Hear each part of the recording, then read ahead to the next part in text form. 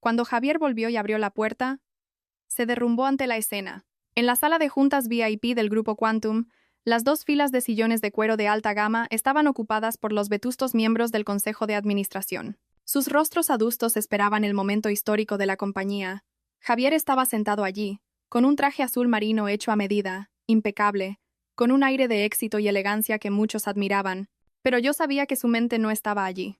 Su mirada se desviaba constantemente hacia el teléfono que, boca abajo sobre la pulida mesa de roble macizo, vibraba intermitentemente, rompiendo el tenso silencio de la ceremonia de firma de la fusión. Javier echó un vistazo rápido a la pantalla, y yo también alcancé a ver el mensaje que aparecía bajo el nombre de su protegida.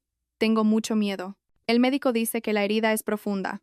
Podría dejar una cicatriz de por vida. Una sonrisa amarga y casi imperceptible se dibujó en mis labios.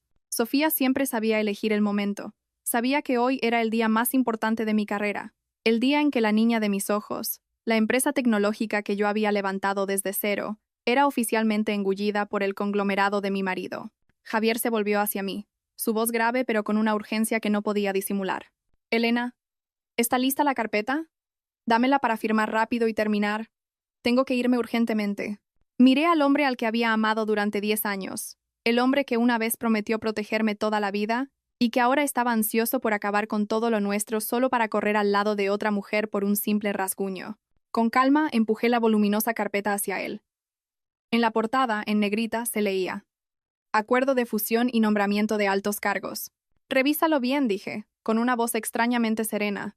Es la versión final revisada por el departamento legal, con algunas cláusulas adicionales sobre los derechos de los socios fundadores.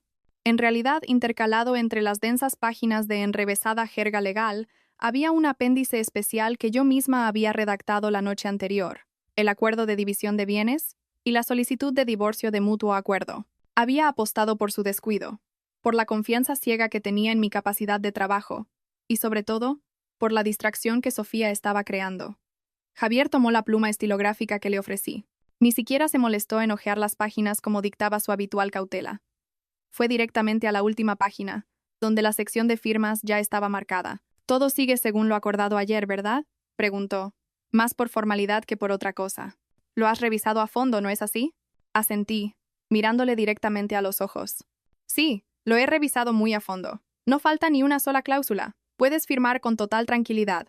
La punta de la pluma se deslizó velozmente sobre el papel, produciendo un sonido seco y áspero. La firma de Javier, elegante y decidida, puso fin a mis 3 años de dedicación a la empresa, y al mismo tiempo, a nuestro matrimonio, que solo existía de nombre. En el instante en que cerró la pluma, sentí como si me hubieran quitado una losa de 1000 kilos del pecho, pero al mismo tiempo un vacío desolador me invadió. La pluma que acababa de usar era el regalo que le hice en nuestro primer aniversario. En el cuerpo de la pluma aún estaba grabada la irónica frase «siempre juntos». Había usado el testigo de nuestro amor para firmar la sentencia de muerte de nuestra relación. Apenas firmó, Javier se levantó de un salto, abrochándose apresuradamente el botón de la chaqueta. «Disculpen, señores», dijo a los miembros del consejo con una falsa voz de arrepentimiento. «Tengo un asunto familiar urgente que debo atender. La directora Elena se encargará del resto». Sin esperar respuesta, se dio la vuelta y salió a toda prisa. Su alta figura desapareció tras la pesada puerta de madera, sin mirar atrás ni una sola vez. No sabía que esa firma le había costado mucho más de lo que imaginaba. Me quedé sola en la inmensa sala de reuniones. Tomé la carpeta y acaricié suavemente la firma, cuya tinta aún no se había secado del todo. Una lágrima caliente cayó de repente, emborronando una esquina del papel de divorcio. Pero la sequé rápidamente. Llorar en este momento era el lujo más inútil. Me levanté, recogí los documentos, y mi rostro recuperó la frialdad propia de una mujer cuyo corazón había muerto. Al llegar a casa, Carmen, la asistenta, se sorprendió al verme tan pronto. Se apresuró a recibirme, sus manos delgadas tomando el maletín de las mías. «Señora, ¿ha vuelto tan temprano?», preguntó con preocupación. «¿Dónde está el señor? ¿Por qué está tan pálida? Voy a prepararle una manzanilla». La sencilla preocupación de Carmen me hizo sentir un nudo en la garganta. En esta casa, quizás ella era la única que me consideraba realmente de la familia. Negué con la cabeza, forzando una sonrisa. «Estoy bien, Carmen. Solo un poco cansada, quiero descansar. Sigue con tu trabajo. Y por favor, que nadie me moleste». Fui directamente al despacho de Javier, desde donde se accedía a la bodega subterránea. Era el lugar que Javier usaba para agasajar a socios importantes, o para disfrutar de vinos caros con Sofía en mis ausencias. No sabía que detrás de la imponente estantería de roble que llegaba hasta el techo había una cámara acorazada que yo misma diseñé cuando nos mudamos. Giré suavemente una botella de Vega Sicilia de 1982. En la esquina izquierda, un pequeño clic resonó y la puerta secreta se abrió, revelando un espacio reducido pero que contenía una fortuna. Dentro no había vino, sino cajas fuertes apiladas. Era donde guardaba toda la dote de mi madre, las joyas de esmeraldas que había adquirido en subastas durante mis viajes de negocios y un fajo de bonos al portador acumulados con los beneficios de mis inversiones privadas a lo largo de 10 años. Yo no era la mantenida que Javier y su familia pensaban. Antes de ser su esposa, yo ya era una reputada inversora financiera, pero por amor a él, acepté pasar a un segundo plano, ocultando mi astucia para ser una esposa abnegada en la retaguardia. El valor total de los activos en esta habitación, según una tasación preliminar, superaba los 20 millones de euros. Un hombre de mediana edad con gafas de montura dorada y un traje negro impecable ya me esperaba allí, tal como habíamos acordado. Era el señor Dubois, un experto tasador y corredor de bienes de lujo de Ginebra. Me saludó con una respetuosa reverencia, sin hacer una sola pregunta sobre por qué estaba liquidando todo. El señor Dubois se puso unos guantes blancos y examinó cuidadosamente cada diamante rosa bajo un microscopio de joyero, tecleando largas cifras en su tablet. La habitación estaba en silencio. Solo se oía el tecleo y mi respiración acompasada. Después de casi 2 horas, el señor Dubois levantó la vista, ajustándose las gafas. Señora Elena, todo es de primerísima calidad. Podemos realizar la transferencia inmediatamente a su cuenta en Suiza, como solicitó. Sin embargo, el descuento será algo elevado debido a la urgencia de la transacción. Asentí con firmeza. Proceda. Necesito el dinero limpio y rápido. El descuento no es un problema. No lamentaba desprenderme de estas cosas. Eran objetos materiales, sin alma. Lo que lamentaba era mi juventud y la confianza depositada en el lugar equivocado. Cuando el sonido de la notificación de la transferencia bancaria llegó a mi teléfono, sentí que me había extirpado un tumor del alma. El señor Dubois guardó las cajas de terciopelo en maletines especiales, se despidió con otra reverencia y se fue por la puerta trasera como una sombra. Me quedé sola en la bodega vacía, la luz amarillenta proyectándose sobre las frías paredes de hormigón. Lentamente, me quité el anillo de bodas del dedo anular. La marca del anillo dejó una línea pálida en mi piel. Este anillo, que una vez atesoré como si fuera mi vida, que creí que era un círculo de conexión eterna, ahora era solo un frío aro de metal que me ataba a la tragedia. Dejé el anillo sobre una pequeña mesa de madera, junto a una nota con el nuevo código de una caja fuerte ahora completamente vacía. Un dolor agudo en el estómago me golpeó sin previo aviso, tan violento como si alguien me estuviera acuchillando por dentro con un cuchillo sin filo. Probablemente la consecuencia de años bebiendo alcohol en lugar de agua para agasajar a clientes y firmar contratos para la empresa de Javier, sumado a la tensión extrema de los últimos días, había hecho que mi cuerpo se rebelara. Salí tambaleándome de la bodega, agarrándome el abdomen, el sudor frío empapando mi blusa de seda. La enorme mansión estaba sumida en una oscuridad y un silencio espeluznantes. Carmen ya se habría retirado a su habitación en la casita del jardín. Intenté arrastrarme hasta el sofá del salón, con una náusea que me subía por la garganta. Y entonces, un chorro de líquido caliente y con un olor metálico salió de mi boca, tiñendo de rojo la alfombra de color crema importada. En mi delirio, el instinto de esposa me hizo alcanzar el teléfono sobre la mesa y pulsar la marcación rápida número 1. Era el número de Javier, que había configurado como emergencia durante 10 años, con la ingenua esperanza de que, si algo me pasaba, él sería el primero en llegar.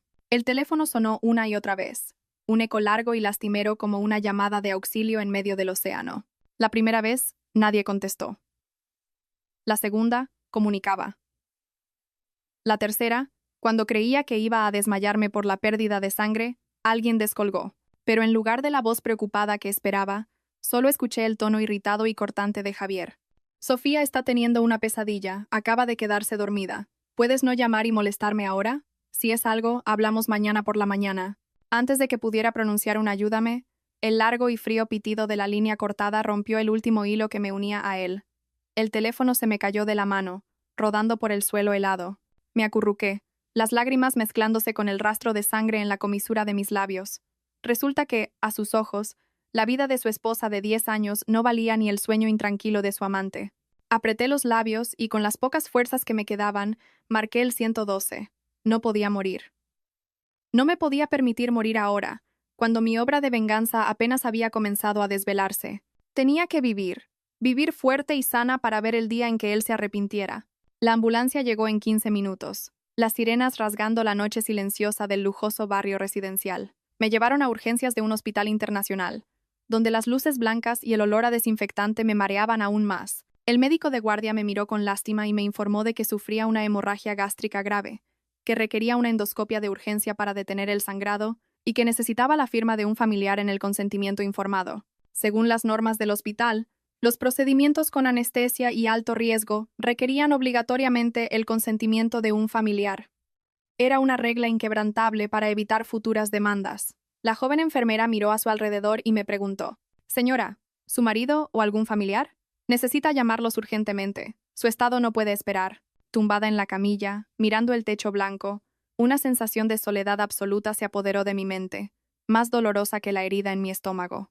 «No tengo familia», susurré al médico. Mi voz débil pero firme. «Mi marido ha muerto. Deme los papeles. Los firmaré yo misma. Asumo toda la responsabilidad sobre mi vida». El médico me miró atónito durante un momento. Probablemente nunca había visto a un paciente tan lúcido y cruel consigo mismo en una situación de vida o muerte. Finalmente, ante mi determinación y la gravedad de mi estado, me entregó el formulario de consentimiento. Con mano temblorosa, cogí el bolígrafo y firmé mi nombre en la casilla del paciente, con una letra torcida pero decidida. En el momento en que la punta del bolígrafo se separó del papel, supe que acababa de extirparme el último vestigio de sentimiento por Javier. A partir de ese segundo, solo viviría para mí misma. Desperté cuando el efecto de la anestesia se disipó. El dolor punzante en el abdomen persistía, pero mi mente estaba extrañamente clara. Lo único que me dio la bienvenida fue un mensaje del banco notificando un cargo de 2.000 euros por el depósito del hospital. Sonreí con amargura y cogí el portátil que siempre llevaba en el bolso, incluso en la ambulancia. Para mí, en este momento, un ordenador era más fiable que el corazón de un hombre. Inicié sesión en el sistema de cámaras de seguridad de la casa. Era un sistema que yo misma había configurado con un servidor privado, que funcionaba en paralelo al sistema que usaba Javier. Así que, aunque él cambiara la contraseña o apagara las cámaras, yo siempre podría acceder a través de una puerta trasera. La pantalla mostró la imagen del salón de nuestra familiar mansión. El reloj de la pared marcaba las 10 de la mañana. Javier entraba en casa, pero no venía solo. A su lado estaba Sofía.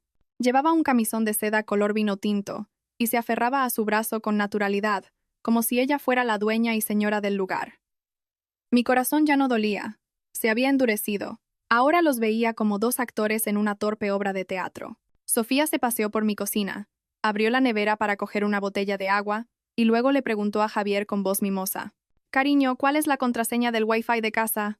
He puesto tu fecha de nacimiento y no funciona». Javier, mientras se aflojaba la corbata, sonrió y le acarició el pelo con ternura. «Ah, eso lo puso Elena. Creo que es nuestro aniversario de bodas o algo así, ya ni me acuerdo. Luego llamaré a un técnico para que la cambie por algo más fácil de recordar. ¿Qué te parece tu fecha de nacimiento?». Al oír eso, mis dedos se detuvieron sobre el teclado. El aniversario de bodas, la fecha que yo atesoraba y usaba como contraseña para proteger nuestro hogar, para él ahora era solo una serie de números sin sentido que había que borrar. No grité, no rompí nada. Con calma, abrí el navegador y accedí a la página de administración del router de la mansión. Con unos simples comandos, cambié la contraseña de administrador. Expulsé todos los dispositivos conectados a la red y configuré un cortafuegos para bloquear accesos no autorizados. Introduje la nueva contraseña del Wi-Fi, una larga y aleatoria cadena de caracteres imposible de adivinar. A través de la cámara, vi a Sofía fruncir el ceño al ver que su teléfono había perdido la conexión, mientras Javier trasteaba con el router sin entender por qué la luz de señal se había vuelto roja. Pero no me detuve ahí. Aprovechando que el ordenador de trabajo de Javier en casa estaba encendido y conectado a la red local, activé un software de monitorización encubierto que había instalado hacía tiempo para prevenir riesgos de seguridad en la empresa. Este programa registraría todo el historial de pulsaciones de teclas, haría capturas de pantalla periódicas y enviaría informes a mi servidor en la nube. Sospechaba que Sofía, siendo tan pragmática, no solo quería su afecto, lo que realmente buscaba era su dinero y los secretos comerciales del grupo. A la mañana siguiente, convertí mi habitación de hospital en una oficina de campaña. Aunque el médico me había ordenado reposo, sabía que no tenía tiempo para ser débil. En la pantalla del ordenador abrí dos ventanas en paralelo. A un lado, el parpadeante panel de la bolsa con sus luces verdes y rojas. Al otro, la retransmisión en directo de la junta de accionistas del grupo Quantum. Hoy era la primera reunión tras la fusión. Se suponía que yo debía estar allí, ocupando el puesto de vicepresidenta de tecnología, pero esa silla ahora estaba vacía. A través de la cámara vi a un accionista de edad avanzada tomar la palabra. ¿Por qué no vemos hoy a la señora Elena? La integración de los sistemas de ambas empresas es un asunto muy complejo. Necesitamos su opinión experta. Javier, de pie en el estrado, con su habitual aire imponente, se ajustó el micrófono y mintió sin pestañear. Señores, mi esposa se encuentra en un viaje de negocios imprevisto en el extranjero, explorando nuevos mercados para nuestros próximos productos tecnológicos. Les pide disculpas por su ausencia y me ha otorgado plenos poderes para tomar todas las decisiones. Esbocé una media sonrisa. El zumo de naranja que tenía en la mano de repente me supo amargo. Mentía con tal soltura que si no estuviera aquí tumbada con una vía intravenosa en el brazo, hasta yo misma me habría creído que estaba de viaje por el mundo. Contacté con mi corredor de bolsa de confianza y le ordené vender de inmediato todas las acciones minoritarias que tenía a mi nombre en las empresas filiales. Eran inversiones personales, no formaban parte de los bienes gananciales a dividir. Quería reunir la mayor cantidad de efectivo posible. Elena, vender ahora no es una buena idea. El mercado está en plena corrección, me advirtió por mensaje, preocupado. Véndelo todo, tecleé rápidamente. Sin importar el precio. Necesito liquidez hoy mismo. No me importaba perder un pequeño porcentaje. Lo que necesitaba era cortar cualquier lazo financiero que me atara al ecosistema de Javier. Justo en ese momento, recibí un mensaje de Lucía, mi antigua y leal asistente que aún trabajaba en la empresa. Me envió una foto de una nueva circular de nombramientos colgada en el tablón de anuncios interno. Amplié la imagen y una frase me dejó helada. Se nombra a la señora Sofía Martín directora de comunicación y marca del grupo. Así que esta era la razón por la que Javier tenía tanta prisa en que firmara la fusión. Le había preparado el terreno a su amante para que entrara en el equipo directivo, un puesto que yo misma había desempeñado en los inicios de la empresa para ahorrar costes. Había pasado innumerables noches en vela diseñando estrategias, suplicando a cada periodista que escribiera un artículo para promocionar la compañía.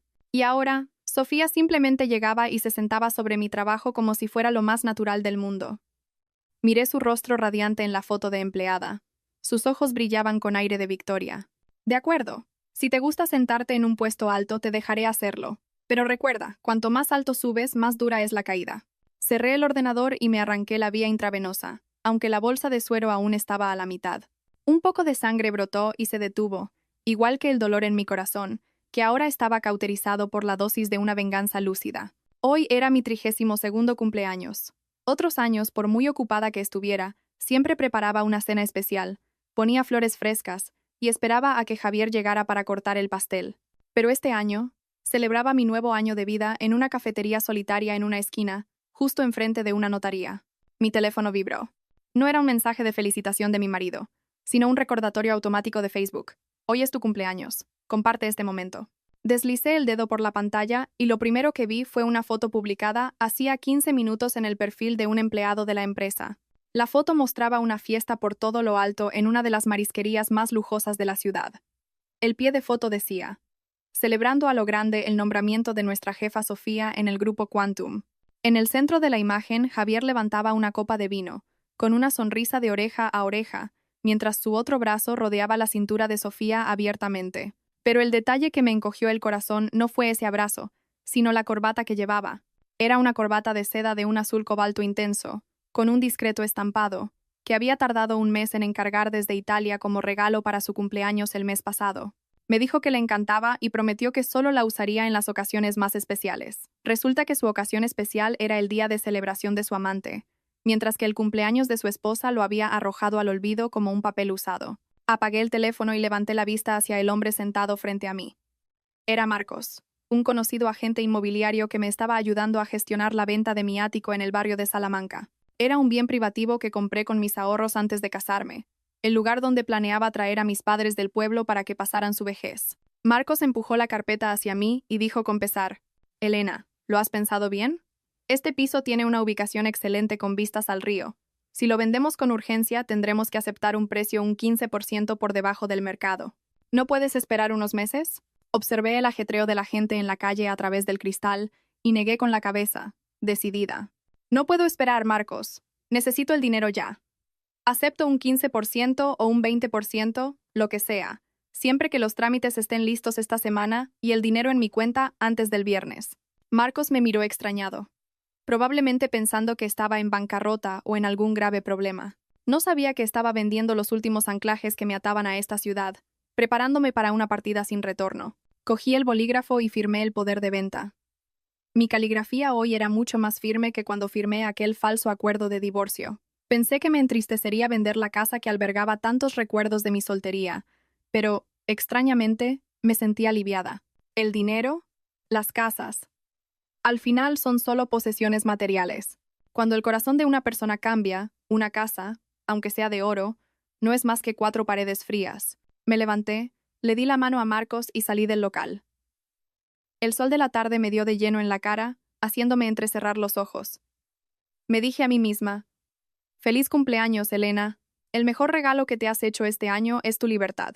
La citación judicial llegó una tarde de lluvia torrencial, justo 2 días después de salir del hospital. El mensajero, con un impermeable azul, dejó un reguero de agua en el suelo de baldosas brillantes, manchas que parecían cicatrices aún por cerrar. Sostuve el sobre marrón en la mano, sintiendo un peso que no provenía del papel, sino de la palabra conciliación. Era un trámite obligatorio en los divorcios contenciosos o con disputa de bienes, pero para mí era como la última parada para contemplar las ruinas de 10 años de mi vida.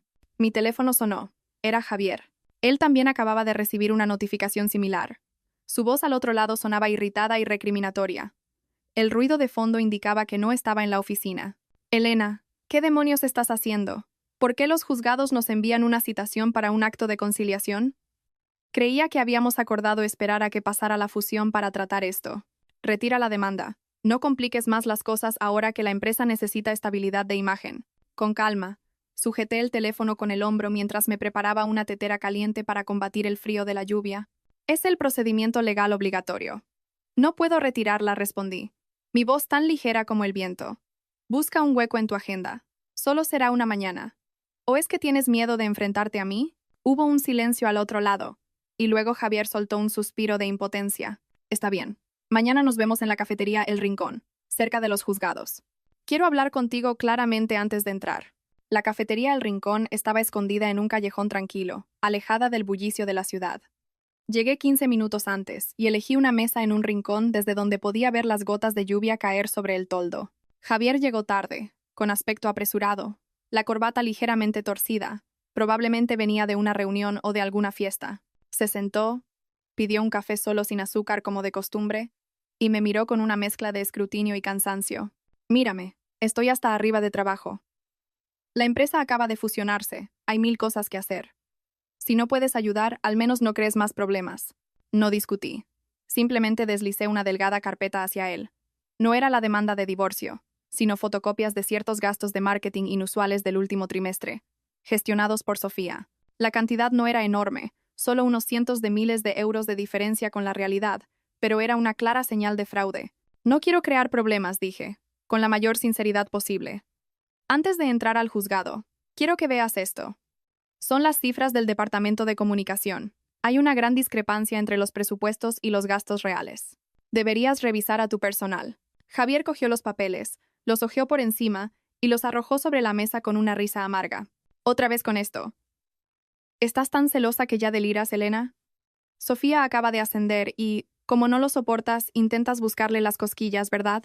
Esta cantidad es insignificante comparada con los ingresos del grupo. No seas tan mezquina, te quita toda tu clase». Sus palabras fueron como un jarro de agua fría que apagó la última brasa de afecto que quedaba en mí. Confiaba más en la falsa inocencia de su amante que en las cifras irrefutables de la mujer que durante 10 años había sido la guardiana de sus finanzas. Recogí los papeles, los doblé cuidadosamente en 4 y los guardé en mi bolso.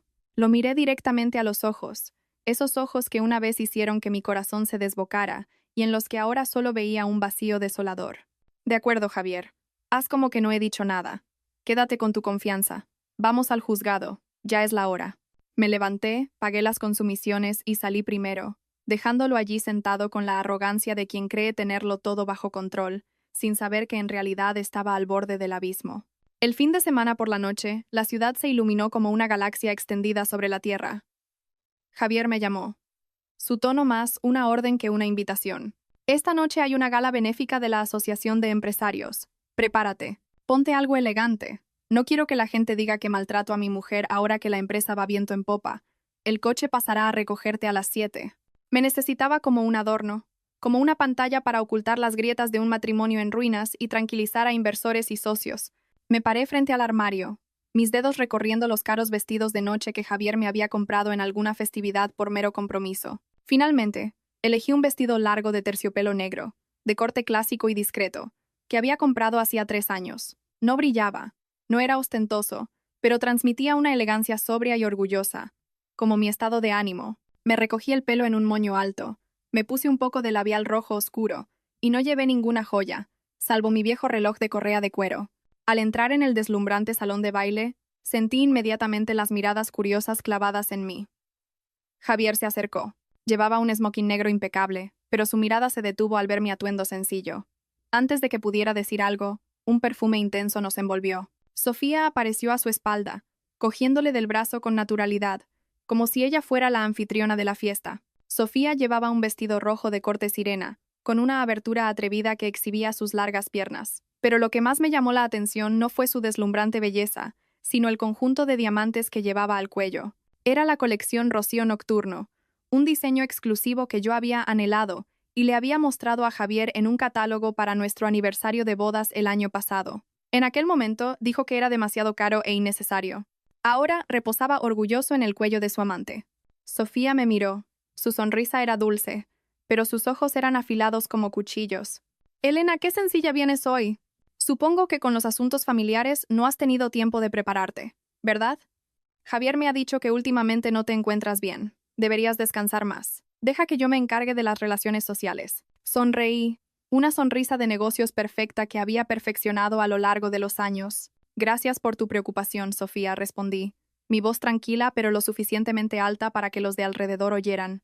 En mi opinión, la clase de una mujer reside en su intelecto y su comportamiento, no en unas cuantas piedras brillantes que lleva puestas. Además, las joyas son como las personas que las llevan. Si no encajan, en lugar de aportar elegancia, resultan vulgares. Sofía se quedó sin palabras, con el rostro enrojecido de rabia, pero no se atrevió a hacer nada delante de tanta gente. Me alejé de ellos, cogí una copa de vino y me dirigí a un rincón apartado del balcón. Allí me esperaba un hombre de mediana edad con aspecto distinguido.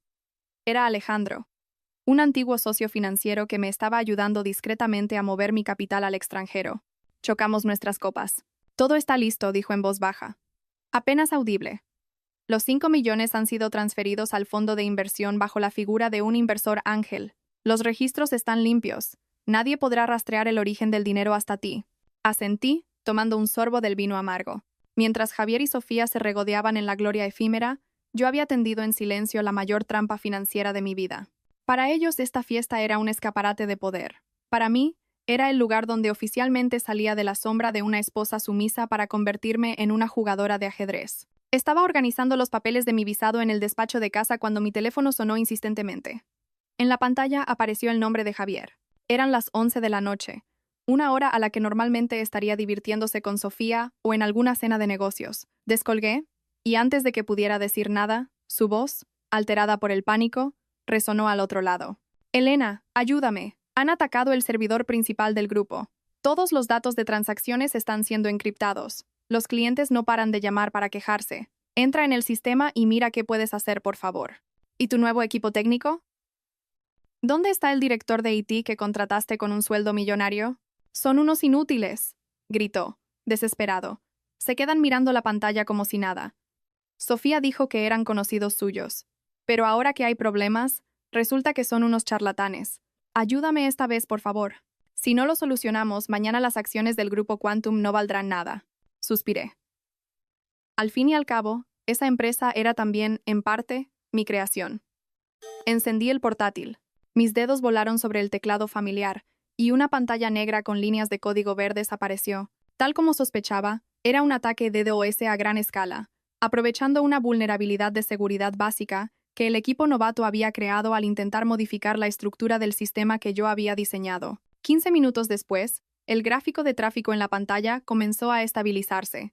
Las alertas rojas se fueron convirtiendo en verdes. Al otro lado de la línea, Oí el suspiro de alivio de Javier y los murmullos de admiración de sus empleados. Ya está. El sistema vuelve a funcionar con normalidad, dije, sin apartar las manos del teclado.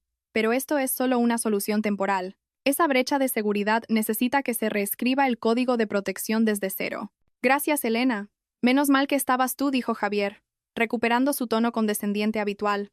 Le diré a contabilidad que te transfiera una bonificación extraordinaria. Sonreí con amargura. Seguía pensando que todo se podía comprar con dinero. Mientras él celebraba haber evitado el desastre, yo tecleé en silencio una breve línea de código en el núcleo del sistema. No era un virus destructivo, sino una sofisticada puerta trasera. Era como una llave maestra que me permitiría acceder y extraer cualquier dato sensible del grupo en cualquier momento, incluyendo chats internos o transacciones sospechosas que intentaran ocultar. A la mañana siguiente, fui a la sede del grupo, no para recibir agradecimientos ni bonificaciones, sino para recoger los últimos vestigios de mi presencia allí. Subí directamente a mi antiguo despacho en la planta 18. La familiar puerta de madera ahora tenía una placa nueva y reluciente. Sofía Martín, directora de comunicación. Entré. Un empalagoso olor a perfume dulce inundó mis fosas nasales, reemplazando el aroma a café recién molido de antes. La habitación había cambiado por completo. El elegante sofá de cuero marrón había sido sustituido por uno de terciopelo rosa pastel de un gusto pésimo. Mis estanterías, llenas de manuales técnicos, habían sido vaciadas. En su lugar, había revistas de moda y figuritas decorativas de lo más horteras. En un rincón vi varias cajas de cartón apiladas. Me acerqué. Dentro estaban mis premios, los trofeos que me reconocían como una líder tecnológica destacada y los marcos de fotos de Javier y yo en los inicios de la empresa. Todo había sido arrojado allí como basura a punto de ser desechada. No sentí rabia, solo me pareció ridículo. Sofía podía quedarse con el despacho, con el puesto, pero nunca podría tener mi cerebro ni mi valía. No había venido a por esos recuerdos inútiles. Fui directamente a la caja fuerte empotrada detrás del cuadro de un paisaje, lo único que Sofía no había tocado porque no sabía la combinación. Introduje el código, la puerta se abrió, y dentro estaban los discos duros con el código fuente original de nuestro software principal, junto con los documentos de registro de propiedad intelectual a mi nombre. Esos eran los verdaderos activos, el arma que usaría para asestarles el golpe de gracia más adelante. Guardé los discos duros y los documentos en mi bolso, y me di la vuelta. Justo al salir al pasillo, me encontré con Javier y Sofía. Ella, cogida de su brazo, se sobresaltó al verme salir de su despacho. «Vaya, Elena, ¿qué hacías en mi despacho? No habrás cogido nada mío, ¿verdad?» Javier miró el bolso en mi mano y frunció el ceño. «¿Has venido a recoger tus cosas? ¿Por qué no avisaste a administración para que lo hicieran por ti? No hacía falta que te molestaras». Los miré a ambos, deteniéndome en la mano de Sofía, que se aferraba al brazo de mi marido como si temiera que se lo robaran. Me ajusté el cuello de la camisa y respondí, pronunciando cada palabra con claridad. «He venido a recoger lo que es mío, cosas que ni con todo vuestro dinero podríais comprar. En cuanto a este despacho y este puesto, puedes quedártelos. Me voy para dejar sitio a alguien que lo merezca, o quizás a alguien que esté a la altura de la mediocridad de este lugar». Dicho esto, entré directamente en el ascensor, dejando atrás la cara de asombro de Sofía y la mirada pensativa y confundida de Javier. Ese fin de semana, la madre de Javier vino de visita desde el pueblo sin avisar. Me llamó cuando ya estaba en la puerta de la mansión, cargada con pollos, arroz y frutas de su huerto, todas las cosas que sabía que me encantaban. Yo estaba en mi antiguo ático tramitando la venta, y, al oír su voz, sentí un nudo en el estómago. Era una mujer sencilla, que había luchado toda su vida por su familia y que me quería muchísimo. Me trataba como a una hija, siempre guardándome lo mejor. No tenía corazón para contarle la amarga verdad. Al menos, no todavía. Javier me llamó inmediatamente después, con un tono suplicante que rara vez usaba. «Elena, ¿puedes venir a casa un momento? Ha venido mi madre y no sabe nada de lo nuestro. Por el cariño que te tiene, te pido que finjas que somos un matrimonio feliz estos días. Te lo ruego». Me quedé en silencio un buen rato, mirando el cielo gris por la ventana, y suspiré. «De acuerdo». Conduje de vuelta a la mansión. Isabel, la madre de Javier, corrió a abrazarme en cuanto me vio, su rostro arrugado iluminado por una sonrisa. Me cogió de la mano, una mano callosa y cálida, que me transmitió un calor familiar que hacía mucho tiempo que no sentía. «Elena, hija, estás muy delgada, tienes mucho trabajo, te he traído un pollo de corral, esta noche te prepararé una sopa para que cojas fuerzas». Contuve las lágrimas y le devolví el abrazo. «Gracias, mamá, echo mucho de menos tu sopa». La cena transcurrió en una atmósfera tensa que solo Isabel no percibió. Nos servía comida constantemente a Javier y a mí, contándonos anécdotas del pueblo. Javier intentaba hacer el papel de marido atento, sirviéndome el mejor trozo de pollo, pero su mirada me evitaba. De repente Carmen, la asistenta, soltó sin pensar. «Cocina usted de maravilla, señora Isabel. Con razón la señorita Sofía siempre que viene a comer lo dice, que su comida es la que más le gusta». El ambiente se congeló. Isabel dejó los cubiertos y miró primero a Carmen y luego a Javier. «¿Qué Sofía? ¿Por qué viene a comer a casa tan a menudo?» Javier se puso pálido y balbuceó, intentando dar una excusa, pero me adelanté, aunque sentía una punzada en el corazón. «Ah, Sofía es una nueva compañera de trabajo de Javier, mamá. Vive sola y a menudo tiene que hacer horas extras con él, así que a veces, de paso, se queda a cenar para no estar sola. No te preocupes». Isabel me miró con escepticismo, pero asintió, y la cena continuó. Esa noche, puse un colchón en el suelo del salón, con la excusa de que me dolía la espalda y prefería una superficie dura. Javier intentó entrar para hablar, pero había cerrado la puerta con pestillo. Se quedó un rato al otro lado, su sombra proyectándose larga y fría bajo la puerta. Tumbada en la oscuridad, oí su suspiro y me pregunté si en él había una pizca de arrepentimiento o solo el alivio de haber engañado a su madre. Los días que Isabel se quedó, tuve que vivir una doble vida. De día, era la nuera perfecta y feliz. De noche, me convertía en un fantasma digital, investigando en silencio a mi marido. Gracias al software de monitorización que había instalado, podía seguir toda su actividad en el ordenador. Sofía era astuta. No usaba el correo de la empresa para asuntos turbios, sino una aplicación de chat encriptado. Pero no sabía que mi keylogger lo registraba todo, incluso los mensajes que se autodestruían. La tercera noche, cuando todos dormían, abrí el portátil y recibí el informe del sistema. Apareció una conversación entre Sofía y un usuario anónimo llamado Jefe de Contabilidad. Hablaban de tramitar facturas para un proyecto de comunicación de 10 millones de euros que acababan de firmar con una empresa llamada Sol Media. Busqué rápidamente la información de Sol Media. Era una empresa fantasma creada hacía solo 3 meses, con sede en una dirección falsa a las afueras y cuyo administrador único era el primo de Sofía. En el chat, Sofía ordenaba: «Tramita el anticipo del 50% ya. El socio es de mi familia. No hay problema. Las facturas oficiales las emitirán después. Javier ya ha aprobado la inversión. Solo tienes que liberar los fondos». Adjuntaba una captura de pantalla de una transferencia de 5 millones de euros realizada esa misma tarde. Me quedé helada ante su descaro. 5 millones de euros, el sudor y el esfuerzo de tantos empleados, y ella los desfalcaba como si sacara dinero de su propio bolsillo. Guardé todas las pruebas. La conversación, la orden de transferencia, los documentos de la empresa fantasma. Pensé en denunciarla de inmediato, pero me contuve. 5 millones no eran suficientes para que Javier abriera los ojos. Volvería a excusarla, diciendo que fue un error de procedimiento o que confió demasiado en ella. Necesitaba una cifra mayor, un golpe más contundente para destruir por completo su fe ciega. Y, lo más importante, quería que él mismo probara el sabor de la traición de la persona en la que más confiaba, un dolor tan agudo como el que él me había infligido. Solo quedaban 10 días para que expirara el plazo de conciliación del juzgado. La madre de Javier ya había vuelto al pueblo, llevándose consigo la falsa tranquilidad que habíamos construido. La empresa de Javier empezó a tener problemas de liquidez. Los gastos desorbitados en los proyectos fantasma de Sofía, sumados a las restricciones de crédito de los bancos, que dudaban de la nueva gestión, pusieron al grupo Quantum contra las cuerdas. Los empleados empezaron a quejarse de los retrasos en las nóminas, y los proveedores reclamaban sus deudas. Javier buscó financiación por todas partes, pero solo recibió negativas amables. Cuando estaba más desesperado, apareció una luz de esperanza.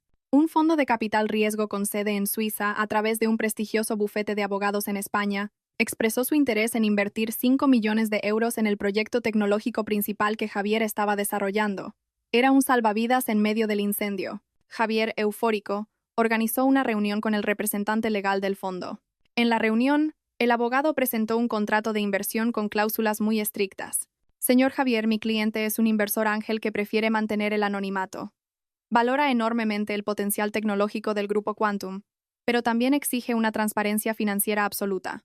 Los 5 millones de euros se desembolsarán, pero usted deberá firmar un compromiso asumiendo responsabilidad personal ilimitada sobre el uso de los fondos. Si se detecta cualquier irregularidad o malversación, deberá devolver el doble de la cantidad y ceder el control total de la empresa al fondo». Javier, cegado por la necesidad de capital y un exceso de confianza, firmó sin dudar. No podía imaginar que aquella generosa inversora ángel era yo. la esposa a la que estaba despreciando. Irónicamente, esos 5 millones de euros provenían de la venta de las joyas que él mismo me había regalado y del ático que contenía mis recuerdos. Estaba usando mi propio dinero para comprar una participación en la empresa de mi marido, pero bajo otro nombre y desde una posición de poder, la de quien tiene la sartén por el mango. Al ver la firma de Javier en el contrato escaneado que me envió el abogado, no sentí alegría, sino una profunda tristeza. Estaba dispuesto a venderse a un extraño, a doblegarse ante el dinero ajeno, pero fue incapaz de valorar a la mujer que había compartido con él las alegrías y las penas durante tantos años. De acuerdo. Si tanto te gusta el dinero, usaré el dinero para enseñarte una lección inolvidable sobre el valor de la lealtad.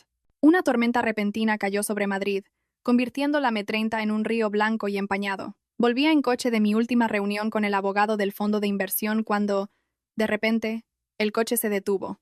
El motor vibró y se apagó en mitad de la autovía. Intenté arrancarlo varias veces, pero fue inútil. El panel de control indicaba un fallo por sobrecalentamiento del motor. Sentada en el coche, observando las gotas de lluvia serpentear por el parabrisas, me sentí completamente impotente. A mi alrededor, los camiones pasaban a toda velocidad salpicando agua. El sonido de los claxones se mezclaba con el golpeteo de la lluvia en el techo, como un tamborileo en mi pecho. Cogí el teléfono y por una vieja costumbre llamé a Javier. A pesar de nuestra guerra fría, a pesar de que la demanda de divorcio ya estaba en el juzgado, él seguía siendo la primera persona en la que pensaba cuando tenía problemas. Sonó una vez, dos, y luego saltó el buzón de voz. Volví a llamar. Esta vez, comunicaba. Quizás estaba en una reunión o en algo más importante que mi seguridad. 15 minutos después, mientras esperaba a la grúa, mi teléfono vibró. No era un mensaje de Javier, sino una notificación de la nueva publicación de Sofía en redes sociales, en modo público. En la foto, Javier sostenía un secador, secándole con cuidado cada mechón de pelo mojado. El fondo era el salón del apartamento de Sofía, con su luz cálida y su cómodo sofá de color crema. El pie de foto era breve pero increíblemente hiriente. Con este tiempo de perros, menos mal que estás tú para traerme el sol y secarme el pelo. Miré la foto y luego la cortina de lluvia oscura fuera del coche, la ventanilla fría, dos mundos cruelmente opuestos. Allí, él cuidaba de su amante con todo el mimo del mundo, como si fuera un tesoro. Aquí su esposa de 10 años estaba sola en una autovía, enfrentándose al miedo y al frío. Resulta que su línea estaba ocupada porque estaba ocupado amando a otra. No lloré. Quizás mis lágrimas ya se habían secado después de tanto dolor. Apagué el teléfono y lo tiré al asiento del copiloto. La grúa llegó y se llevó el coche. Volví a casa en un taxi, con el alma tan en calma como un lago después de la tormenta. Abrí la aplicación de vuelos y compré un billete en el primer vuelo a Europa de la mañana siguiente. No esperaría los 2 días que había planeado. No quería respirar el mismo aire de traición ni un segundo más. Mi último día en la ciudad amaneció con un sol radiante. Me levanté temprano, me puse ropa sencilla y cogí un taxi hasta el cementerio municipal a las afueras. La tumba de mis padres descansaba en silencio bajo un viejo árbol de plumeria en flor. Encendí una barrita de incienso, el humo ascendiendo hacia el cielo, llevando consigo los secretos de una hija lejos de casa. Papá, mamá, lo siento por no haber podido mantener un hogar como esperabais. Lo intenté con todas mis fuerzas, amé con todo mi corazón, pero el destino es frágil y el corazón de los hombres, voluble. He tenido que soltar. Me quedé allí un largo rato, contándoles mi decisión de marcharme, mis planes de futuro, no para quejarme, sino para que supieran que su hija seguía siendo fuerte. El viento susurraba entre las hojas, como la mano invisible de mi madre acariciándome el pelo. Hice una última reverencia y me fui, sintiéndome liberada de una pesada carga. De vuelta a casa, llamé a Carmen a una habitación aparte. Me miró con preocupación, como si presintiera que algo iba a pasar. Le di un sobre grueso y una libreta de ahorros a su nombre. Carmen, este es tu sueldo de este mes y un extra para tu jubilación. Y esta libreta, guárdala por si alguna vez la necesitas. Me voy de viaje de trabajo, muy lejos, y probablemente tarde mucho en volver. A partir de mañana, haz las maletas y vuelve al pueblo con tu familia. No te quedes aquí. Carmen cogió el sobre. Sus manos temblaban, y las lágrimas asomaron a sus ojos arrugados. Señora, ¿a dónde va? Suena como una despedida para siempre. ¿No va a volver? Le cogí sus manos delgadas y le sonreí para tranquilizarla. Voy a buscar una nueva vida, Carmen. No te preocupes por mí, sé cuidarme sola. Vuelve al pueblo y cuídate mucho. Me abrazó, sollozando como una madre que despide a su hija. En esta casa grande y fría, su cálido afecto era el único equipaje que me dolía dejar atrás. Por la tarde, Fui al banco y cancelé todas las tarjetas de crédito adicionales que había sacado para Javier. La empleada me miró sorprendida al ver que cancelaba tarjetas de alta gama, una tras otra, pero yo solo sonreí. Cortar los lazos financieros era el último paso para cortar la relación. Mi teléfono seguía recibiendo mensajes de Javier. Hoy llegaré tarde. No me esperes para cenar. A finales de mes te llevaré de viaje para compensarte, ¿vale? No te enfades tanto. Que te pones fea. Seguía pensando que mi silencio de los últimos días era un simple enfado de mujer, convencido de que yo siempre estaría ahí, esperando las migajas de su cariño. No sabía que una mujer que se enfada es una mujer que todavía ama. Una mujer en silencio absoluto es una mujer que se está preparando para irse. A las 4 de la madrugada, cuando la noche aún cubría la mansión, me desperté. El silencio era tan profundo que podía oír el tic-tac del reloj en la pared. Fui a la cocina, encendí el fuego, y el familiar olor de la llama azul llenó el aire. Saqué de la nevera los ingredientes que había preparado la noche anterior y empecé a cocinar su plato favorito, un cocido madrileño a fuego lento. El sonido del cuchillo sobre la tabla, el aroma del chorizo, la morcilla y el caldo de huesos inundaron la cocina, trayendo recuerdos de los viejos tiempos. Cuando nuestro amor aún era intenso, era el último desayuno que le preparaba, un ritual para despedir 10 años de matrimonio. Cuando el plato humeante estuvo servido en la mesa, el día comenzaba a clarear. Volví al despacho y dejé sobre su mesa de roble 3 cosas. Lo primero, una memoria USB de un rojo brillante que contenía el código fuente completo del nuevo sistema que había pasado noches en vela perfeccionando. Un regalo de despedida que valía una fortuna intelectual. A su lado, una gruesa carpeta con las pruebas irrefutables del desfalco de Sofía y el recibo de la transferencia de 5 millones de euros con la que yo había salvado su empresa en secreto. Por último, me quité el anillo de bodas y lo dejé junto a las llaves de la casa. El diamante reflejaba la luz del amanecer, brillante pero frío y sin vida. No dejé ninguna carta larga, solo una pequeña nota adhesiva amarilla con 2 palabras. Adiós. Cualquier palabra en este momento era superflua. Cogí la pequeña maleta que ya tenía lista en la puerta y eché un último vistazo a la casa. Cada rincón, cada mueble, llevaba la huella de mi cuidado, pero ahora me resultaban extraños, como si nunca me hubieran pertenecido. No entré en el dormitorio para ver a Javier por última vez. Temía que la debilidad me detuviera. Salí. El sonido de las ruedas de la maleta sobre las baldosas del patio fue seco y rotundo. La pesada puerta de hierro se cerró a mi espalda con un chirrido, separándome de mi pasado. Un taxi me esperaba. Me subí y le dije al conductor: «Al aeropuerto de Barajas, por favor». Terminal Internacional. El coche se puso en marcha, dejando atrás la mansión blanca sumida en un falso sueño de paz. No miré atrás. No lloré. Delante de mí se extendía un cielo inmenso, la libertad y una nueva vida que me esperaba. Una vida sin traición ni mentiras. El aeropuerto de Adolfo Suárez Madrid-Barajas bullía de gente. Los anuncios de los vuelos resonaban monótonos, pero para mí, todo parecía amortiguado. Solo escuchaba el latido de mi propio corazón. Sentada en la sala VIP, el café sobre la mesa se había enfriado sin que yo lo probara. Mis ojos estaban fijos en la pantalla de mi teléfono, siguiendo las señales del sistema domótico de casa. A las 7:30 en punto, el teléfono me notificó que el sensor de la puerta principal se había activado. Javier se había levantado. Podía imaginarlo bajando las escaleras, percibiendo el aroma del cocido y sonriendo, pensando que su mujer ya no estaba enfadada. Se sentaría a la mesa, me llamaría, pero nadie respondería. El silencio inusual de la casa lo inquietaría. A las 7:45, otra notificación. Dispositivo USB conectado. Mi corazón dio un vuelco. Había entrado en el despacho. Había visto lo que le había dejado. Seguramente en ese momento sostenía la carpeta, sus dedos temblorosos pasando las páginas. Vería el informe de la investigación financiera que desenmascaraba a su pequeña amante. Vería las cifras malversadas que yo había rodeado en rojo.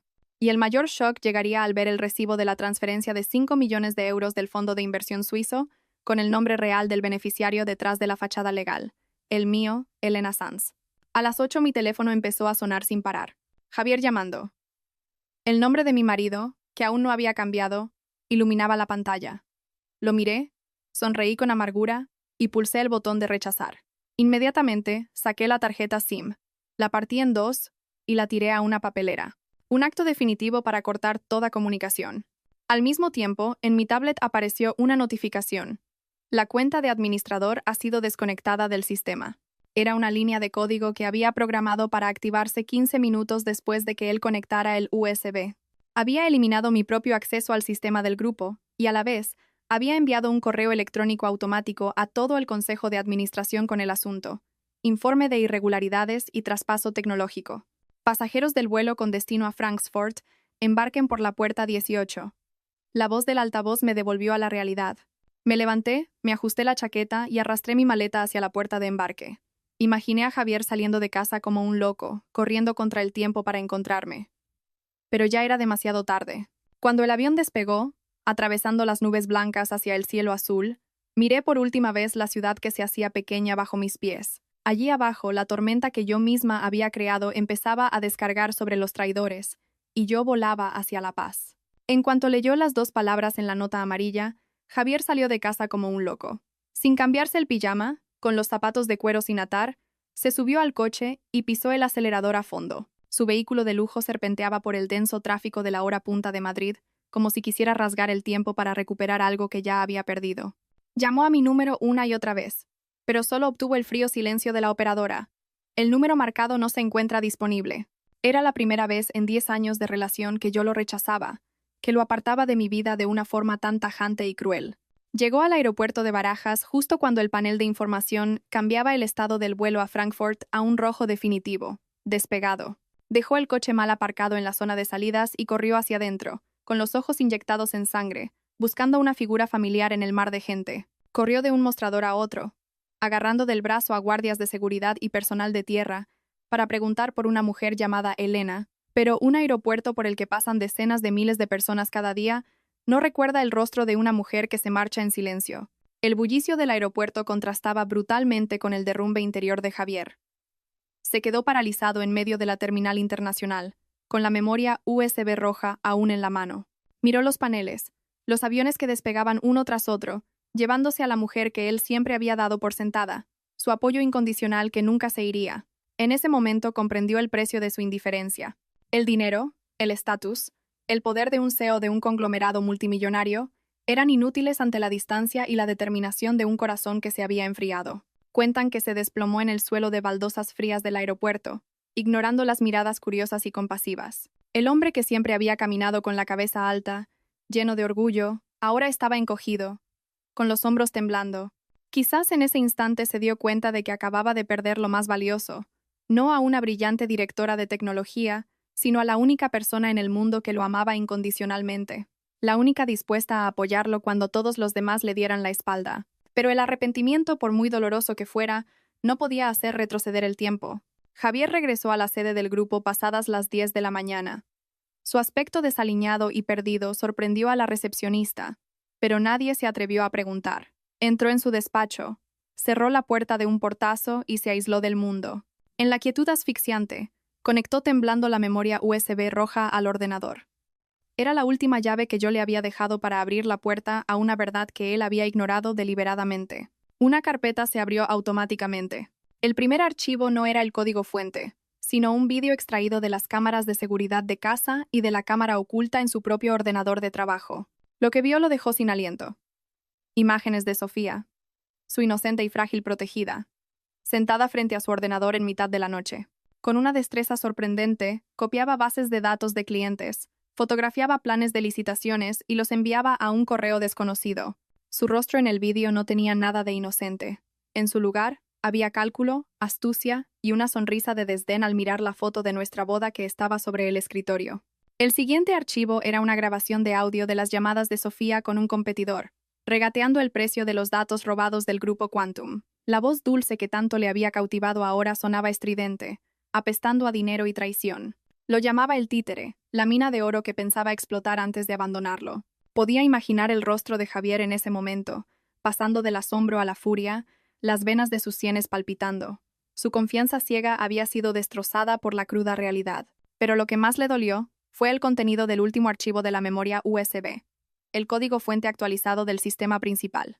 Yo había dedicado 3 años de mi vida, innumerables noches en vela, escribiendo cada línea, optimizando cada algoritmo solo para que su empresa funcionara a la perfección. En las notas del código, en lugar de comentarios técnicos, había dejado instrucciones detalladas, como una esposa que da recomendaciones a su marido antes de un largo viaje. Este módulo, acuérdate de actualizarlo cada mes. He reforzado la seguridad aquí, No compartas la contraseña con nadie. Cada frase destilaba cuidado y preocupación. Javier hundió la cabeza entre las manos. El contraste entre las dos mujeres era abrumador. La que él adoraba intentaba venderlo, y la que él había ignorado había usado todo su talento para protegerlo hasta el final. La puerta se abrió de golpe. Sofía entró, radiante, con una taza de café en la mano. «Cariño, ¿por qué has llegado tan...?» Se detuvo al ver la mirada asesina de Javier. Él no dijo nada. Solo señaló la puerta y ordenó a seguridad que entrara. Fue la primera y última vez que Sofía vio la verdadera crueldad del hombre que creía tener en la palma de su mano. Después de entregar a Sofía a la policía con pruebas irrefutables, Javier regresó a casa al anochecer. La mansión junto al río nunca le había parecido tan grande y aterradora. Ya no había una luz cálida esperándolo, ni el aroma de la comida saliendo de la cocina. Solo oscuridad y un silencio sepulcral. Sus pasos resonaban en el suelo, solitarios y tristes. Vagó por las habitaciones como un fantasma. El salón, donde yo solía esperarlo, ahora era un espacio frío.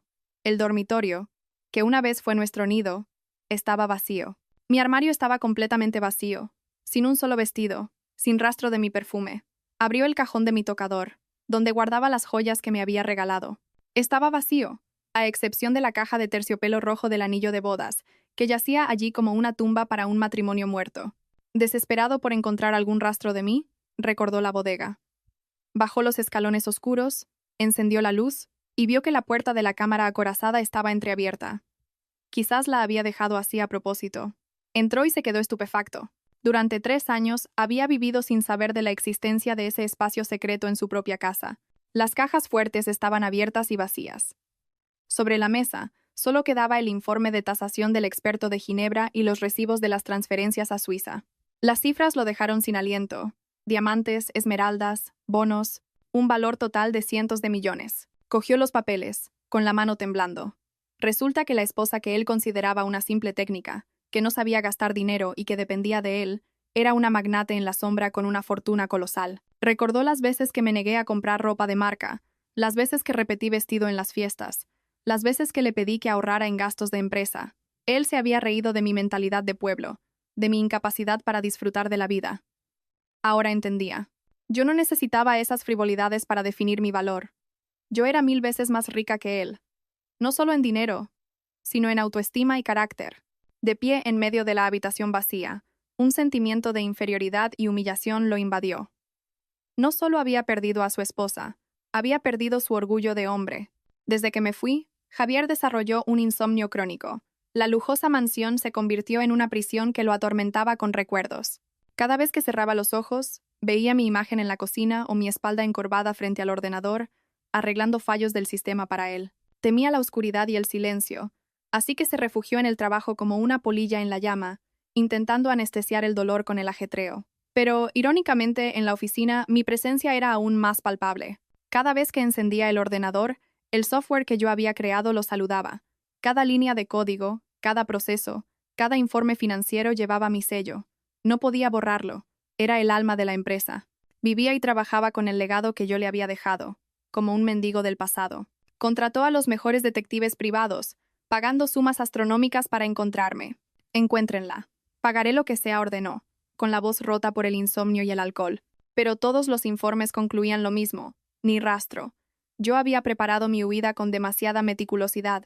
Había cambiado de identidad, usaba un pasaporte extranjero, me movía entre varios países y había borrado toda mi huella digital. Me había evaporado del mundo. Por las noches, Javier se sentaba en mi antiguo despacho, el que había permitido que Sofía convirtiera en un cursi nido rosa. Había ordenado que lo restauraran a su estado original. Se sentaba en mi silla, acariciaba la fría madera del escritorio y se servía un whisky solo. Miraba la ciudad iluminada, millones de personas, pero ninguna era la que él necesitaba. La impotencia lo consumía. Se dio cuenta de que el dinero podía comprar información, pero no podía encontrar a alguien que no quería ser encontrado. Empezó a temer el sonido del teléfono. Ansiaba una llamada con noticias sobre mí, pero temía que solo fuera otra llamada de trabajo sin importancia. Vivía en una espera agónica, la misma espera a la que me había sometido durante 10 años. El karma a veces no llega como una tormenta, sino que se filtra lentamente, frío y persistente como una lluvia interminable. Pasó un año desde mi partida. El tiempo, como el agua entre los dedos, fluía rápido y lento a la vez. Lejos, en tierra extraña, Recuperé poco a poco una vida tranquila. Mientras tanto, en España, supe que un hombre seguía atrapado en la sombra del pasado. Más tarde, a través de los pocos amigos en común que manteníamos, me enteré de que Javier vivió ese año como un zombie. Se convirtió en una máquina de trabajar, encerrándose en su oficina para huir de la soledad que lo devoraba cada noche. Una tarde, mientras hojeaba revistas de tecnología en su despacho, sus ojos se detuvieron en un pequeño artículo en una esquina. La noticia informaba sobre un premio a la innovación social en Europa, otorgado a una programadora anónima de origen español. Su aplicación ayudaba a personas con discapacidad visual a identificar obstáculos mediante comandos de voz. Un producto sin ánimo de lucro, profundamente humano. Aunque el artículo no publicaba su foto ni su nombre real, solo el seudónimo Alma, cada una de sus respuestas en la entrevista, inteligentes, concisas y llenas de compromiso social, hicieron que el corazón de Javier diera un vuelco. Reconoció esa forma de escribir, esa forma de pensar. Su manera de hablar de la tecnología no era sobre algoritmos fríos, sino como una herramienta para dar calor a los rincones olvidados de la sociedad. Era la misma filosofía que yo le había contado en nuestros inicios, cuando el dinero aún no lo había cegado. Una intuición poderosa le dijo que Alma era Elena, la esposa que buscaba desesperadamente. Sin dudarlo, llamó a su secretaria, con la voz alterada por la emoción. «Resérvame un billete para el primer vuelo a Europa. Cancela todas mis reuniones de esta semana. Tengo algo más importante que mi propia vida». Partió como un sediento que encuentra un oasis en el desierto. En su equipaje, además de algo de ropa, solo llevaba la vieja foto de nuestra boda, que había plastificado cuidadosamente después de encontrarla tirada en un trastero. Llevaba consigo esa frágil esperanza a través de miles de kilómetros, creyendo que si me encontraba, tendría la oportunidad de redimirse. Pero había olvidado que hay ríos que, una vez que llegan al mar, nunca regresan a su nacimiento. Europa recibió a Javier con una llovizna fría y un cielo gris, un reflejo de su estado de ánimo. Con la dirección de la redacción de la revista, fue en busca de información, pero las estrictas políticas de privacidad de allí fueron un muro infranqueable. El editor fue educado pero firme, rechazando todas sus súplicas, incluso cuando le mostró su tarjeta de visita como CEO de un gran grupo. Le dijeron que la autora deseaba mantener su anonimato y que ellos lo respetaban. Sin rendirse, Javier comenzó a vagar sin rumbo por la ciudad, visitando cafés tecnológicos, bibliotecas, los lugares que pensaba que yo podría frecuentar. Caminaba kilómetros cada día, sus caros zapatos de cuero manchados de barro, su rostro demacrado. Cada vez que veía a una mujer con el pelo largo y oscuro, se sobresaltaba y corría hacia ella, solo para encontrarse con una mirada extraña y confundida. Una vez, sentado en un pequeño café junto al río, vio a través del cristal empañado a una mujer leyendo un libro. Llevaba un jersey de color beige que a mí me gustaba mucho. Cuando se apartó el pelo de la cara, el gesto le resultó tan familiar que a Javier se le cortó la respiración. Se levantó de un salto, cruzó la calle corriendo, ignorando los claxones, y la alcanzó. «Elena, ¿eres tú?», preguntó, con la voz temblorosa. La mujer se giró. Su rostro era completamente desconocido. Lo miró desconcertada y se alejó rápidamente, pensando que era un acosador. Javier se quedó plantado bajo la lluvia, las gotas mezclándose con sus lágrimas. La decepción lo hundió. Comprendió que el destino estaba castigando su indiferencia de la manera más cruel. Antes, yo siempre había estado a su lado, pero él nunca me había mirado. Ahora que quería verme, el mundo era demasiado grande, demasiado vasto para encontrarme. Se sentó en un banco del parque, observando las hojas doradas caer. Entendió que la distancia entre nosotros ya no era solo geográfica, sino la de dos mundos diferentes. Yo había seguido adelante, había encontrado mi paz. Él seguía atrapado en el invierno de su arrepentimiento. Mientras Javier se desesperaba en Europa, en España se celebró el juicio de Sofía. El caso de malversación y espionaje industrial del grupo Quantum fue un escándalo mediático. Yo no estuve allí, pero mi abogado me representó y me mantuvo informada. En el banquillo, Sofía ya no tenía el aire glamuroso de antes. Llevaba el uniforme de la prisión, su rostro pálido y demacrado. Las pruebas que dejé en el USB, junto con las confesiones de sus cómplices, no le dejaron escapatoria. Ante las preguntas del juez, confesó todo. Las facturas falsas, los presupuestos inflados, el software espía en el ordenador de Javier. Y lo que fue aún más terrible, admitió que sus enfermedades, sus intentos de suicidio y sus accidentes eran todo un montaje para manipular a Javier cada vez que él intentaba acercarse a mí. ¿Se arrepiente de algo?, le preguntó el juez. Sofía levantó la vista, sus ojos fríos, sin una lágrima de remordimiento. Solo me arrepiento de haber sido demasiado impaciente. Si hubiera esperado un poco más, a que me transfiriera todos sus bienes, ahora estaría muy lejos. Los hombres son solo piezas de ajedrez. La culpa es suya por ser tan estúpido y confiado. Sus palabras provocaron un murmullo de indignación en la sala. Fue sentenciada a 15 años de prisión.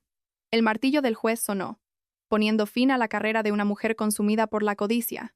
Javier recibió la noticia por teléfono en el aeropuerto, mientras esperaba su vuelo de regreso. No sintió satisfacción ni alegría, solo un vacío y un profundo horror. La mujer a la que había idolatrado, por la que había abandonado a su esposa enferma, era una serpiente venenosa. Sonrió con amargura. Había ganado el juicio, había encarcelado a la traidora, pero había perdido en la vida. Una semana después de su regreso, Javier recibió un paquete de un prestigioso bufete de abogados internacional. Dentro, había un conjunto completo de documentos legales que transferían la totalidad de la propiedad intelectual que yo había desarrollado en el grupo Quantum, y que hasta entonces estaba a mi nombre. A la empresa. Se cedía de forma total e incondicional. Junto a los documentos había una pequeña tarjeta con una sola línea escrita a mano. Era mi forma de cortar el último lazo que nos unía. No quería que viviera sintiéndose en deuda o culpable por usar mi trabajo. Se lo devolvía todo para que pudiera seguir adelante con dignidad, y para que yo pudiera vivir en paz, sin ataduras. Javier leyó esa frase cientos de veces, hasta que las letras se volvieron borrosas. Entendió que no solo le estaba regalando un activo, le estaba enseñando a soltar. Mi generosidad y mi perdón lo hirieron aún más. Si lo hubiera odiado, si lo hubiera insultado, quizás se habría sentido mejor. Pero elegí irme con una amabilidad que resultaba cruel. Esa amabilidad era un muro invisible que le impedía seguir buscándome. Guardó la tarjeta en un cajón, junto con mi anillo de bodas y los pocos recuerdos que conservaba de mí. Se reclinó en su silla, mirando el techo. Comprendió que amar a alguien a veces no es poseerlo, sino respetar sus decisiones. Yo había elegido la libertad, y lo mejor que él podía hacer era no ser una carga en mi nueva vida. Cerró los ojos y una lágrima caliente rodó por su mejilla. Se dio cuenta de que el imperio del grupo Quantum, del que tan orgulloso estaba, se había construido sobre los cimientos de mi inteligencia y mi sacrificio. Ahora que yo se lo había devuelto todo, sentía que no merecía estar allí. Una mañana, Javier convocó una reunión extraordinaria del consejo. Entró en la sala sin ordenador ni documentos, solo con una hoja de papel en la mano, su dimisión. Señores, hoy vengo a comunicarles mi decisión de dimitir como CEO del grupo. Hubo un murmullo de sorpresa. Un viejo miembro del consejo se levantó. Javier, ¿qué estás haciendo? La empresa acaba de estabilizarse. Tú eres el alma del grupo. Javier sonrió con tristeza. El alma de este grupo se fue hace mucho tiempo. Yo solo soy un cuerpo vacío aferrado a un pasado glorioso. Mantendré mis acciones, pero la dirección debe estar en manos de alguien con más corazón y visión que yo. En los días siguientes, Javier comenzó a delegar sus responsabilidades. Dejó las fiestas y los viajes de negocios. Vendió parte de sus acciones y con el dinero creó en secreto una fundación benéfica, la Fundación Almatech.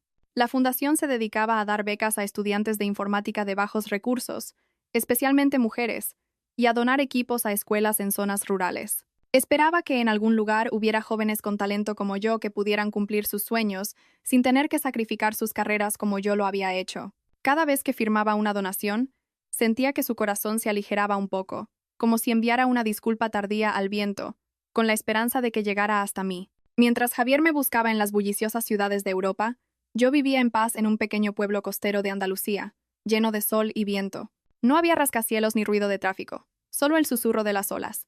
Alquilé una casita blanca, con un porche cubierto de bugambillas y un pequeño huerto. Ya no me despertaba el despertador, sino el sol. No llevaba trajes de chaqueta, sino ropa de lino. Mi trabajo ya no tenía un título pomposo. Por las tardes, daba clases gratuitas de programación a los niños del pueblo. El resto del tiempo, trabajaba como freelance para algunas ONG internacionales. El dinero era suficiente para una vida sencilla y plena. Encontré la alegría en las cosas más simples. Una comida casera, paseos por la playa, escuchar las historias de los ancianos del pueblo bajo la luna. Por primera vez en 13 años, sentía que estaba viviendo de verdad. Ya no era la reina de un imperio tecnológico ni la esposa traicionada.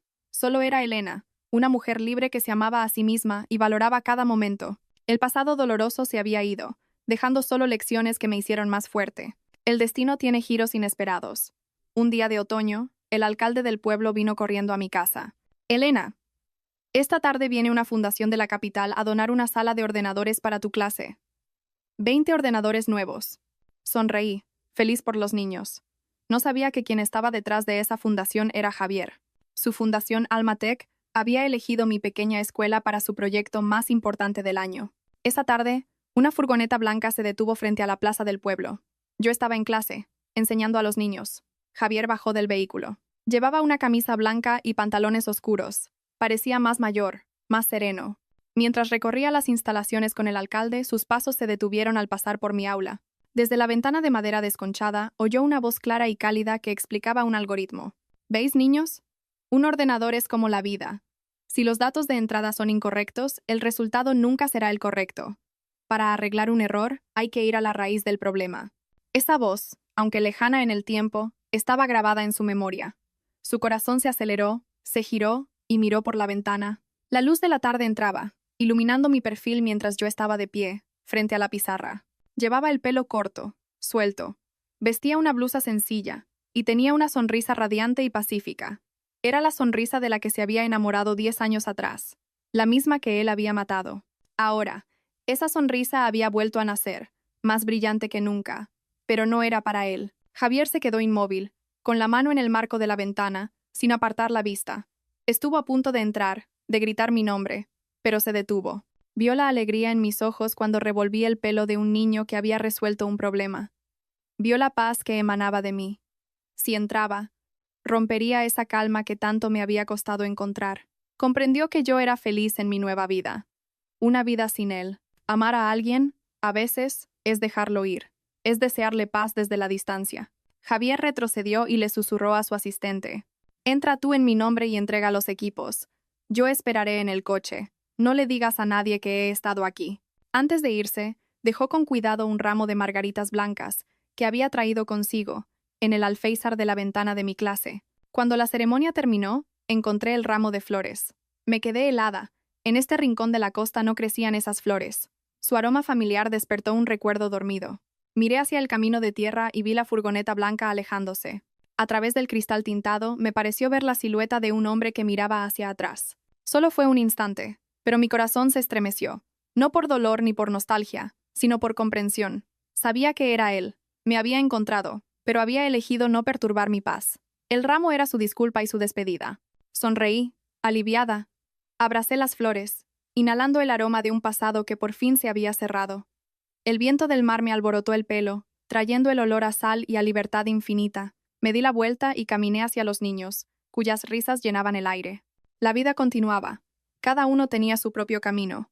Él tenía su carrera y su arrepentimiento para madurar. Yo tenía el cielo inmenso y la paz en mi alma. Ese, y no otro, era el final perfecto para nosotros. La verdadera felicidad solo llega cuando aprendemos a soltar el pasado, para que el alma pueda ser libre y serena, como el vasto mar bajo el cielo abierto.